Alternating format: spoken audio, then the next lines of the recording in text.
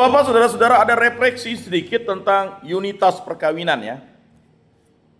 Jadi unitas itu atau kesatuan mengacu pada unsur persatuan dan monogami dalam perkawinan. Jadi perkawinan Kristiani itu ya, atau perkawinan dalam gereja Katolik itu adalah monogami. Monogami. Tidak ada poligami, monogami. Ya. Unsur pengintegrasiannya adalah unsur yang mempersatukan laki-laki dan perempuan, baik lahir maupun batin. Nah itu. Unsur monogami artinya perkawinan hanya sah antara satu laki-laki dan satu perempuan. Jadi perkawinan yang sah. Ya. Dalam hal ini tidak boleh dilakukan secara serentak. Laki-laki mempunyai lebih dari satu istri dalam waktu yang sama, poligami, tidak bisa. Jadi siapa yang berpoligami berarti dia menentang Kristus. Ya. Tetapi kalau misalnya istrinya meninggal dunia secara normal, dia berhak untuk kawin lagi. Karena di dunia saja kita kawin dan dikawinkan. Di kerajaan surga tidak ada lagi kawin mengawinkan, itu jelas. Yesus sudah katakan. Jadi jangan lagi mau membanding-bandingkan surga kita dengan surga orang lain. Ya itu terserah masing-masing iman kepercayaan. Ya. Jadi surga orang Kristen itu tidak ada kawin mengawinkan. Di situ hanya bersukacita dalam Kristus, memuji dan memuliakan Allah Tritunggal Yang Maha Kudus. Gloria. Glory, kan begitu. Jadi jelas ya. Nah, dalam hal ini tidak boleh dilakukan secara serentak. Laki-laki mempunyai lebih dari satu istri dalam waktu yang sama, poligami, atau seorang perempuan mempunyai lebih dari satu suami dalam waktu yang sama, poliandri. Ya. Bisa jadi Bapak-bapak ya, ada poliandri juga. Oleh karena itu perkawinan kedua yang dilangsungkan oleh gereja Katolik tidak akan pernah diakui sebagai perkawinan yang sah sampai perkawinan pertama secara sah dibubarkan atau dibatalkan oleh pejabat yang berwenang di gereja karena ya kan, kematian dan karena cacat kesepakatan nikah. Nah itu. Dengan demikian hubungan biji sawi yang tumbuh dan menjadi pohon dengan konsep unitas mengajarkan pentingnya pertumbuhan spiritual dalam komunitas iman, di mana individu-individu berkumpul dan hidup bersama dalam keragaman, menciptakan lingkungan yang harmonis. Lingkungan yang harmonis. Bapak-bapak, ingat ya. Ketika sudah kawin gereja, kawin yang sah dalam sakramen perkawinan, tidak ada lagi perselingkuhan, itu titik. Jadi kalau Anda berselingkuh berarti ada kuasa gelap. Yang kita harus lakukan adalah kuasa kehendak Allah. Semoga bermakna dan bermanfaat dalam hidup kita. Masih ada waktu untuk pertanyaan 40 menit, silakan. Silakan Pak Ngacom.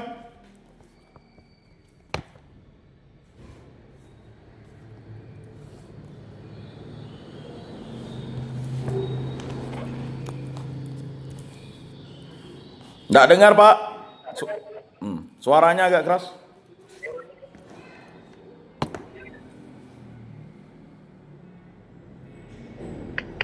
Ya, silakan Pak.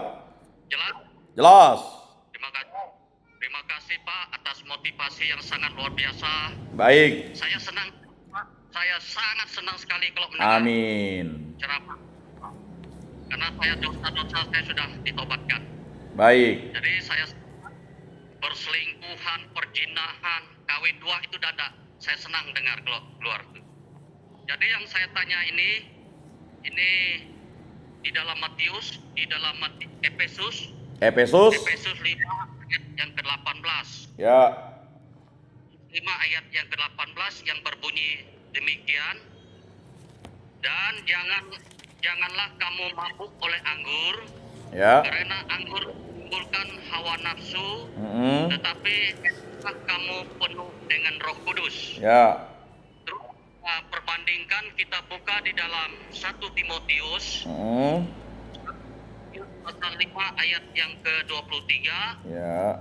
Jangan lagi minum air saja, melainkan tambahkanlah anggur sedikit, berhubung pencernaanmu terganggu dan tubuhmu sering lemah. Baik. Ini saya minta jelaskan tentang perbandingan ini, Pak. Terima kasih.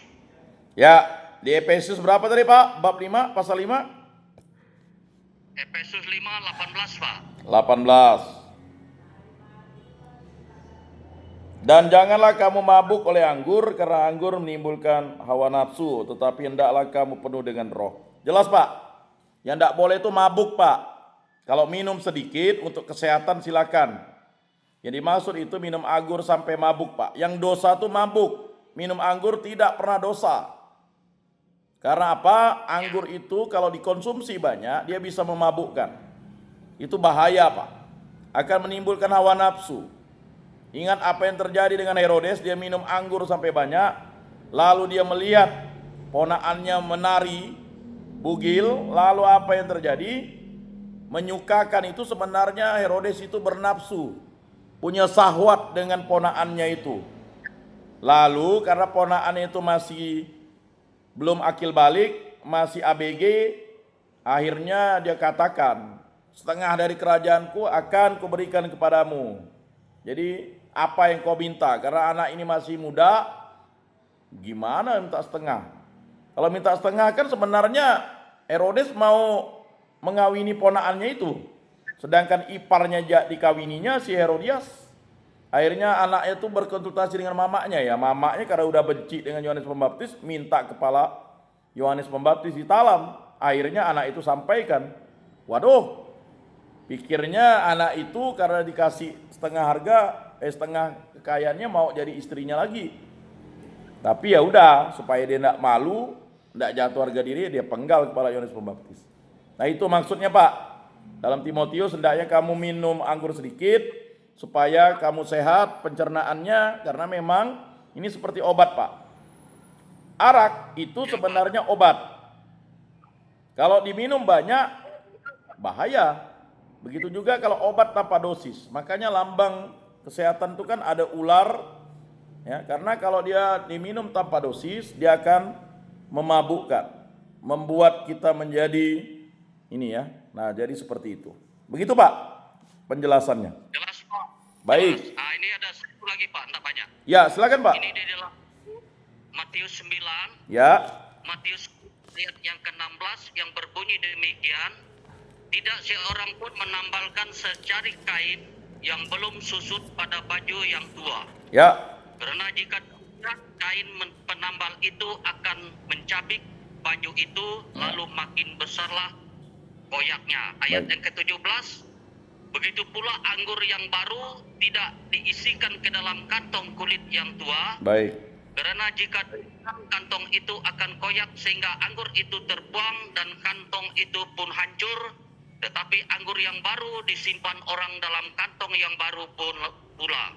Dan dengan demikian terpeliharalah kedua-duanya. Mohon penjelasan Pak. Terima kasih. Ya, kalau kita lihat dari ayat ini sebenarnya Yesus berbicara tentang hal berpuasa. Lalu ada kritikan dari orang-orang Farisi, murid-murid Yesus itu tidak berpuasa. Mengapa harus berpuasa? Karena orang berpuasa itu menantikan Mesias. Lalu Yesus katakan, dia ini adalah kegenapan, kebaruan rohani dari hukum Taurat. Makanya tidak mungkin, dalam logika begini, dia ini kan orang-orang pintar dikasih logika. Kalau kita misalnya menambal sesuatu yang koyak, pakai kain baru, ketika dijahit, kain baru itu akan mengoyak kain lama, karena kain lama itu udah lapuk Pak. Begitu juga dengan anggur. Kantong kulit yang lama itu tidak bisa dimasukkan pakai anggur baru, karena kantong kulit lama itu sudah menyesuaikan dirinya dengan anggur yang lama. Maka haruslah anggur yang baru dimasukkan ke kantong kulit yang baru. Artinya iman yang baru akan Kristus ini harus kita menerimanya, atau pembaharuan itu harus diterima oleh orang yang menerima Yesus. Maka dia harus menjadi manusia baru, bukan manusia lama yang hidup dalam hukum Taurat. Ia pasti akan mengoyak kantong kulit yang lama itu. Maksudnya cara hidup yang lama itu sudah tidak cocok lagi karena Mesias sudah hadir. Ya kan? Untuk menjadi penyelamatnya. Mesias sudah hadir, mereka tolak, ya susah. Masa Mesias yang lama itu dipadankan dengan yang lama? Seperti misalnya Taurat. Taurat itu kan diberikan Tuhan Allah, ya kan, untuk mengatur manusia, bukan manusia untuk hukum Taurat. Kalau manusia untuk hukum Taurat artinya manusia harus tunduk di bawah hukum Taurat. Tidak. Taurat itu untuk mengatur manusia supaya manusia cinta kepada Tuhan Allah. Bukan lalu manusia itu hanya cinta kepada Taurat tetapi tidak cinta kepada Tuhan Allah, tidak cinta kepada Mesias. Pak, begitu Pak penjelasannya. Terima kasih Pak. Jelas Pak, jelas. Terima kasih Pak. Ya, semangat terus Pak. Menyala Pak. Lanjut Pak, kalau ada pertanyaan dari Bapak-bapak yang lain. Baik Pak, terima kasih. Silakan Pak. Saya Marcelinus Pak. Baik Pak Marcel, silakan Pak. Ya, saya mau bertanya Pak. Baik. Selama ini kan saya melihat dari segala perbuatan manusia ini tentang mencari sebuah rezeki. Ya. Kemarin saya bertanya juga dengan Pak Pendeta. Baik.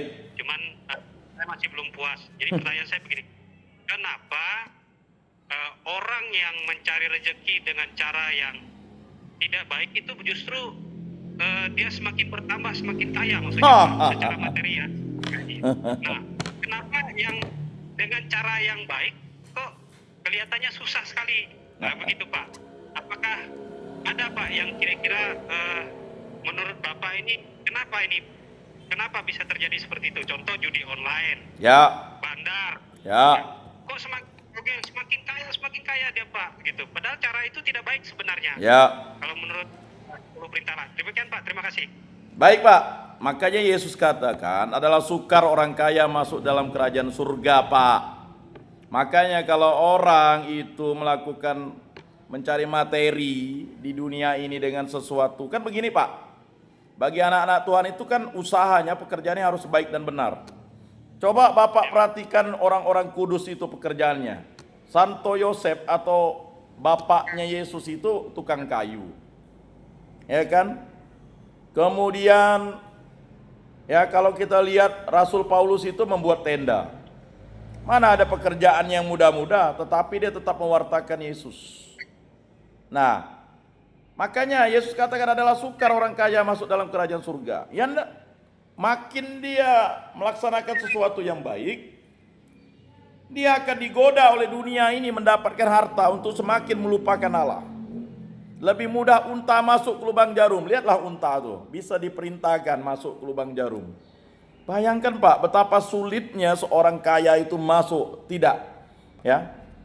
Maksudnya sangat sulit karena banyak hartanya. Di mana hartamu berada, di situ hatimu berada. Makin kita berusaha, makin banyak hartanya. Tetapi apalah itu jadinya, kata Yesus. Ada seorang kaya yang hasil panenannya banyak. Dia susah, akhirnya dia membuat gudang. Lalu mulai dia mengatakan kalau gudang ini tidak dibuat sangat safety, ini bahaya nih. Jadi makanya dia membuat gudang, lalu dia bilang nanti dia tidak mau bekerja. Lalu dia mengatakan kepada jiwaku beristirahatlah karena kita akan bisa makan bertahun-tahun lamanya karena hasil panenannya. Hasil panennya banyak Pak. Tapi apa yang terjadi? Harta yang paling utama, nyawanya diambil oleh Allah. Diambil, selesai. Itulah. Makanya semakin orang berusaha, semakin kaya di dunia. Tidak perlu jadi pengikut Kristus Pak di dunia, tetap kaya Pak. Tetapi ingat, yang diinginkan oleh Yesus itu damai dan sejahtera. Sejahtera itu di atas kaya Pak. Maka apa yang dikatakan oleh Bapak tadi, kok dia ini bisa bertambah-tambah terus? Ya memang bertambah-tambah. Supaya dia itu, ya, ingat Pak, berbahagialah orang kecil karena dinyatakan kepada orang kecil. Tidak dinyatakan kepada orang yang bijak, pandai dan kaya. Mengapa? Supaya dia, ya, terus, ya, jauh dari Kristus itu. Makanya begini ya. Inilah tantangan. Ada 3 tantangan yang paling berat dalam hidup manusia ini untuk menjadi pengikut Kristus. Tantangan yang terbesar itu adalah hawa nafsu. Kedua, dunia. Ketiga, iblis dan setan. Nah, hawa nafsu itu berat, Pak. Kemudian, ya, dunia. Ya kan? Orang akan terikat materi. Makanya Santo Fransiskus Assisi itu kaya. Ya. Tetapi dia tidak mengandalkan kekayaannya. Bahkan kalau kita tahu, Pak, sebenarnya Santo Yosef dan Bunda Maria itu kaya, Pak. Tetapi dia memilih kandang domba untuk melahirkan Yesus.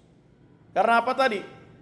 Orang-orang ini dia tidak ingin, ya kan, menikmati kekayaannya, ya kan? Karena cara hidup kekayaan itu, cara hidup kaya itu bisa menjebak dirinya menjadi lupa akan Tuhan. Nah itu. Nah, makanya ingin saya jawab begini. Makanya selalu Yesus katakan, ya, juallah hartamu, bagikanlah itu kepada orang-orang miskin, dan ikutilah aku. Ya, sampai Yesus saja tidak memiliki kuburan, Pak. Kuburannya itu pakai. Jadi Yusuf dari Arimatea itu datang kepada Pontius Pilatus, kami ini orang Yahudi, kami ingin menurunkan Yesus dari salib karena dia orang Yahudi. Kami ingin, ya, bahkan Nikodemus itu membawa 30 kilo rempah-rempah. Ya, jadi kekayaannya itu dipakai. Yusuf Arimatea itu dia memiliki kuburan dari batu yang kaya. Kekayaannya itu dijual, ya, demi Yesus untuk, ya, melayani Yesus tadi. Begitu juga Nikodemus. Bagaimana aku bisa kembali ke rahim ibuku? Akhirnya mereka berdua lah sebagai murid Yesus yang menurunkan Yesus dari salib. Jadi kekayaan itu tidaklah sesuatu yang bisa dipakai untuk apa-apa. Di dunia ini kekayaan itu penting, tetapi di kerajaan surga kekayaan dunia itu hanyalah, ya, titipan dari Allah yang tidak bisa menyelamatkan. Yang menyelamatkan Yesus Kristus, Pak. Jadi berbahagialah kita yang tidak terjebak dalam materi. Bapak-bapak, ya, dalam pelayanan itu orang itu selalu dihormati karena dia memberikan materi. Ya tidak. Kita memberikan waktu kita, memberikan tenaga kita. Waktu kita 24 jam, Pak, sama. Ya. Bapak-bapak waktu kaya di luar sana, apakah bapak-bapak ingat Tuhan? Ingat juga sih. Kalau Natal, Paskah, kalau susah. Tapi sekarang dalam kemiskinan, bapak-bapak itu kembali menyadari bahwa kemiskinan kita itu, ya kan, bukan karena kehendak Allah, tapi karena kehendak kita. Karena kemiskinan kita akhirnya kita kembali kepada Allah. Dulu waktu kaya, punya tanah, bahkan punya istri lebih dari satu, ya kan, bisa berjudi, bisa bertepo, mabuk-mabuk, ya kan. Pakai ingat Tuhan. Ngapainlah ke gereja, nggak nambah uang dikocek. Ya. Nggak percaya? Pak Atis tuh lebih tahu tuh. Ya kan? Lebih bagus ke warung kopi katanya. Daripada ke gereja, kena omel pastor katanya. Ya kan? Nah ini persoalan, kalau orang semakin kaya dia akan semakin sombong dan semakin melupakan Tuhan. Tetapi materinya akan berlipat-lipat diberikan supaya apa? Supaya dia paham ketika materinya diberikan banyak, dia akan melupakan Tuhan dan keselamatan pun hilang dalam dirinya. Ya selesai, kalau keselamatan hilang, mau cari di mana dia? Ya. Tuhan menghendaki orang selamat, tetapi kita yang meninggalkan Tuhan. Tuhan tak pernah meninggalkan kita. Pak ke gereja, Pak. Bagaimana ke gereja mau panen sawit? Pak ke gereja, Pak. Bagaimana mau nambang nih emas? Pak ke gereja, Pak. Jangan orang lagi aja pesta nih kita jualan. Pak ke gereja, Pak. Enggak. Aku udah menang malam minggu kemarin tuh. Kalau ke gereja bisa kalah. Pak ke gereja, Pak. Mana bisa. Kalau aku masang dana kupon putih. Pernah aku ke gereja lalu tak dapat. Nggak ke gereja dapat. Ya memang gitu. Godaan setan, iblis, dunia dan hawa nafsu itu merembet, Pak. Ya kan? Kalau kita lagi enak-enak kan nyaman. Ya kan? Bagaimana orang narkoba dia bisa ke gereja, Pak? Lagi sakau. Emangnya dia bisa? Nah, itu kita bersaudara. Mana orang mabuk bisa, Pak? Dalam kemabukan pesta pora itu orang-orang melupakan Tuhan, dan di situ ya kan, ya, ketika orang mencari materi dengan cara-cara yang tidak baik, kok makin kaya dia nih. Itulah godaan setan, iblis, dunia dan hawa nafsu kepada kita, ya kan. Terkadang itulah tantangan, ya, pencobaan-pencobaan itu datang. Nah, begitu dulu Pak Marcelinus, itu jawaban saya secara global sajalah. Kalau secara Alkitabiah itu udah banyak, Pak. Dari kitab Kejadian sampai Wahyu itu Bapak baca Amsal, kebijaksanaan Salomo, itu berbicara tentang hal-hal tersebut. Tetapi di dalam Kristus Yesus, ya, mengikuti Yesus bukan masalah materi di dunia, tetapi materi di surga. Carilah dulu kerajaan Allah dan kebenarannya, maka yang lain akan ditambahkan. Ya. Memang bapak-bapak sekarang ketika bapak-bapak hadir di sini tidak makan. Berilah kami rezeki pada hari ini, kan. Manusia itu kan sebenarnya cukup makan, cukup tidur, cukup semuanya sudah enak. Nah itu Pak Marcelinus untuk jawaban saya secara global. Ya, ya kalau tidak memuaskan. Masih Pak, silakan Pak. Masih ada 3 menit. Ya silakan Pak. Salam. Baik. Prianto, Pak. Ya Pak Prianto, silakan Pak. Injil pada hari ini di mana? Bentar, Pak. Ya. Injil hari ini Pak. Berbicara tentang Efesus 5 itu kerajaan Allah. Kisah Kristus adalah dasar hidup suami istri, yaitu di mana hai istri, tunduklah kepada suamimu seperti kepada Tuhan. Ya. Di ayat yang berikutnya yang di Efesus 8, sebab itu laki-laki akan meninggalkan ayahnya dan ibunya. Ini gimana kalau kita lihat bahwa bagaimana istri benar-benar harus tunduk pada istrinya, harus tunduk pada suaminya. Baik. Tapi Yesus juga mengingatkan kita sebagai suami juga harus Mengasihi. menyayangi istri seperti menyayangi diri sendiri. Betul, ya. Seperti menyayangi jemaatnya itu sendiri. Baik. Kalau yang paling saya minta penjelasan ke Bapak, saya agak terkejut nih dihubungkan dengan Petrus 3, Pak. Petrus 3 Pak. Gimana?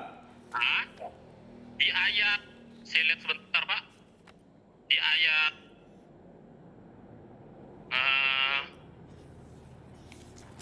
Nggak ada Pak Petrus 3, yang ada kan 1-2 Petrus Pak. 1 Petrus. Oh begitu. 1 Petrus 3. Baik. 1 Petrus 3. Baik. Hidup bersama suami istri ini Pak. Demikian juga kamu, hai istri-istri, tunduklah kepada suamimu supaya jika ada di antara mereka yang tidak taat kepada firman, mereka juga tanpa perkataan dimenangkan oleh kelakuan istri. Ini saya minta penjelasan Pak. Dimenangkan oleh kelakuan istri. Kemudian jika mereka melihat sebagaimana murni dan salehnya hidup istri mereka itu, perhiasanmu juga janganlah secara lahiriah, yaitu dengan mengepang-ngepang rambut. Kemudian yang ada saya tertarik nih Pak di ini ayat sama, sebab dengan demikianlah caranya perempuan-perempuan kudus. Di sini ada mengatakan bahwa wanita itu pewaris dari Kristus itu sendiri Pak. Dalam artian ini luar biasa perempuan istri kita ini gitu Pak. Saya minta penjelasan Pak di sini Pak. Baik Pak, kalau kita kaitkan dengan memang 1 Petrus 3 ini, hidup bersama suami istri ini menekankan hubungan relasi suami istri. Sedangkan Rasul Paulus menekankan hubungan dengan Kristus itu seperti hubungan suami istri yang luar biasa. Begitu juga dengan kalau kita bandingkan dengan 1 Petrus 3 ini ingin mengatakan bahwa hidup bersama suami istri itu adalah hidup kekudusan. Jadi suami istri itu kalau melakukan hubungan segama itu kudus, tidak berdosa karena sudah dihalalkan ratum et consumatum. Sehingga istri-istri itu harus tunduk kepada suami dalam artian tunduk kepada suami yang beriman. Beriman itu betul-betul beriman dan beri yang nyaman-nyaman kepada istrinya. Beriman itu Pak ada singkatan Pak, beri yang nyaman-nyaman. Nyaman makan, nyaman tidur, nyaman duit. Nah, gimana istri mau tunduk dengan bapak? Tidur tidak nyaman, mabuk bapak. Udah itu makan tak nyaman. Belum apa-apa sayur istri dikritik. Mana istri itu tidak marah? Ya kan, uang tak dikasih. Nah, gimana istri mau tunduk dengan bapak? Ini saya pakai bahasa sehari-hari Pak ya, jelaskan ya. Supaya bapak paham ya. Bagaimana dia perkawinan itu mau kudus kalau bapak selingkuh, tidak kasih yang nyaman-nyaman kepada istri, ngasih ke orang yang nyaman. Ya kan? Wah, mohon maaf misalnya kan. Beriman itu benar-benar beriman dan beri yang nyaman-nyaman Pak. Masa bapak lebih nyaman? Mohon maaf misalnya ya, ini bukan menuduh bapak ya. Masa suami lebih nyaman main dengan perempuan lain? Jadi beriman itu beri yang nyaman-nyaman karena sudah dikuduskan oleh Yesus Kristus perkawinan itu. Maka istri itu harus tunduk kepada suami yang beriman. Bukan suami yang tak beriman Pak, suami yang beriman dan bertakwa kepada Allah Tritunggal yang Maha Kudus. Kalau suami suka bertepo, berjudi, main perempuan, itu bukan suami yang beriman, itu suami yang sesat. Nah itu. Jadi saya jelaskan dulu seperti itu. Nah nanti penjelasannya lebih komprehensif karena waktu juga. Ini menarik apa yang Bapak tanyakan ini. Saya yakin dan percaya Bapak adalah suami beriman. Ya. Jadi suami beriman itu memimpin istrinya untuk bawa ke gereja dan sebagainya. Nah itu dulu Pak, karena waktu juga habis nih. Pak, gimana Pak? Makasih Pak. Nanti kita bahas lah Pak minggu depan supaya lebih, karena saya mengerti maksud Bapak ini. Ya, demikianlah pertemuan kita pada kesempatan ini. Terima kasih untuk 3 penanya. Ya, bapak-bapak yang sudah bertanya luar biasa. Semakin banyak bertanya, semakin hidup. Berarti bapak-bapak ingin tetap rajin, bernyala dan melayani Tuhan. Mari kita tutup dalam doa. Dalam nama Bapa dan Putra dan Roh Kudus. Amin. Allah Tritunggal yang Maha Kudus, demikianlah bimbingan penyuluhan dan katekese kami pada hari ini. Berkatilah kami, berkatilah para istri kami, berkatilah para anak-anak kami, para menantu kami, para cucu-cucu kami, para saudara-saudari kami, para orang tua kami, dan saudara-saudari kami yang ada di tempat ini. Terutama yang hadir dan yang belum hadir. Semoga rahmat-Mu selalu menyertai kami. Bimbinglah kami agar kami selalu setia kepada Kristus Yesus. Angkatlah persoalan kami, sembuhkan dan pulihkanlah kami dari segala sakit penyakit, kuasa dosa, kuasa jahat, kuasa setan, kuasa iblis. Bebaskanlah kami dari segala mara bahaya, dari segala malapetaka, dari segala musibah, dari segala hal yang jahat. Hanya kuasa dan kehendak-Mu yang terjadi dalam hidup kami ini. Semua ini kami serahkan ke peraturan Tuhan kami Yesus Kristus, hidup dan meraja, kini dan sepanjang segala masa. Amin. Dalam nama Bapa dan Putra dan Roh Kudus. Amin. Salam, salam kasih, damai dan sejahtera. Tuhan memberkati, menyertai dan melindungi. Salve.